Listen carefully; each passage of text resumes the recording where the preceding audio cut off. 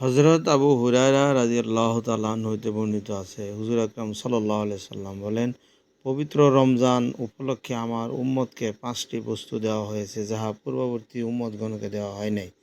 1. রোজাদারের মুখের ঘ্রাণ আমার নিকট মৃগনবী হইতেও বেশি পছন্দনীয়। 2. সমুদ্রের মৎস্য রোজাদারের জন্য ইফতার পর্যন্ত দোয়া করিতে থাকে। 3. জান্নাতকে প্রতিদিন তাহাদের জন্য সজ্জিত করা হয় এবং আল্লাহ পাক বলেন, বান্দাগণ দুনিয়ার ক্লেশ যাতনা দূরে নিক্ষেপ করিয়া অতি শীঘ্রে তোমার নিকট আসিতেছি। 4. রমজানে দুর্বৃত্ত শয়তানকে শৃঙ্খলাবদ্ধ করা হয়, যাহার দরুন সে ওইসব পাপ করাইতে পারে না যাহা অন্য মাসে করানো সম্ভব। 5. রমজানের শেষ রাতে রোজাদারের গুনাহ মাফ হইয়া যায়। সাহাবারা আরজ করিলেন, এই ক্ষমা কি সবে কদরে হয়ে থাকে? হুজুর সাল্লাল্লাহু আলাইহি ওয়াসাল্লাম বলিলেন, না, বরং নিয়ম হইল মজদুর কাজ শেষ করিবার পরই মজদুরি পায়া থাকে।